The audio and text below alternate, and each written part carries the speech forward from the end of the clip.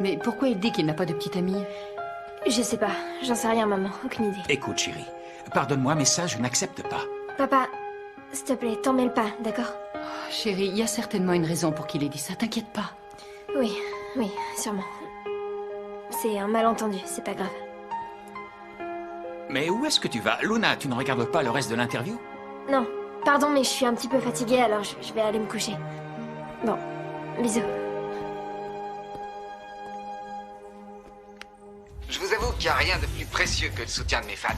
Est-ce que tu es surpris d'avoir autant d'abonnés?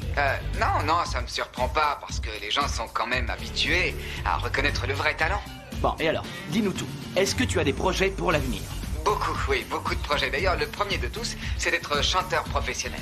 Et dans un second temps, enregistrer et sortir mon premier album. Je suppose que tu es très enthousiaste à l'idée de faire tout ça, et que ta famille t'encourage également. Eh bien, disons que mon père a du mal à se faire à l'idée. Mais après tout, quand quelqu'un a un rêve bien précis en tête, rien ne peut l'arrêter. Sur ces belles paroles, je vous embrasse tous. Mouah. On se retrouve bientôt. Merci pour votre soutien. Alors, j'étais comment? Formidable.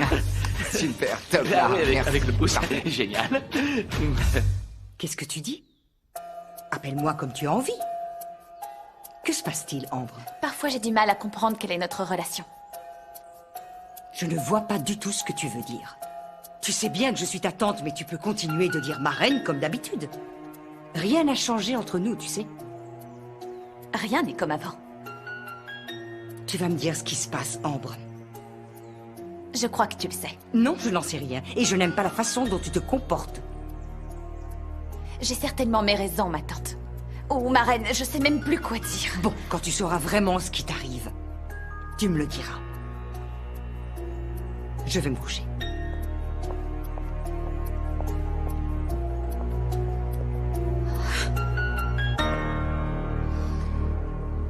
Tu sais, Miguel, je dois avouer que je m'inquiète un peu pour Luna. Elle est contrariée.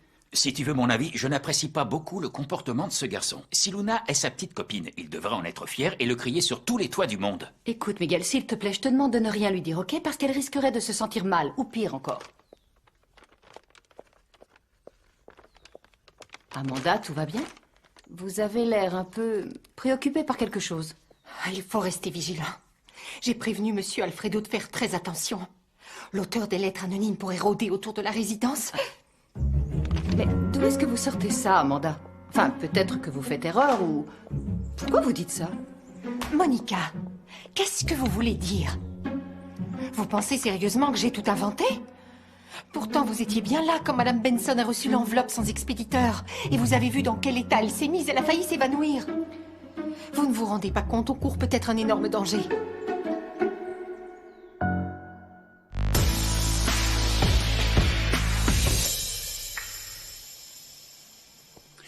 Ah, Ray, vous savez où est ma fille?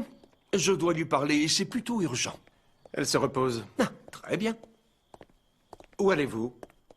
Votre fille ne veut pas être dérangée. Si vous avez quelque chose à lui dire, dites-le moi, je lui transmettrai dès qu'elle se réveillera. Il ne manquait plus que ça.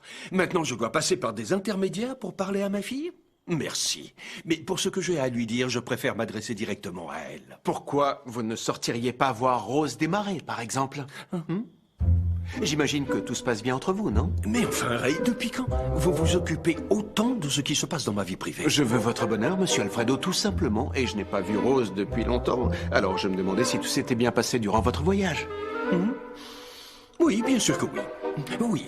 Disons que nous avons vécu une petite escapade romantique. Et notre amour fleurit de minute en minute. Très bien. Très bien, ça m'enchante beaucoup pour vous, mais vous êtes sûr qu'elle ne l'a pas mal pris que vous écourtiez votre voyage? Non, c'est une femme compréhensive. On repartira ensemble en voyage, je ne m'inquiète pas trop.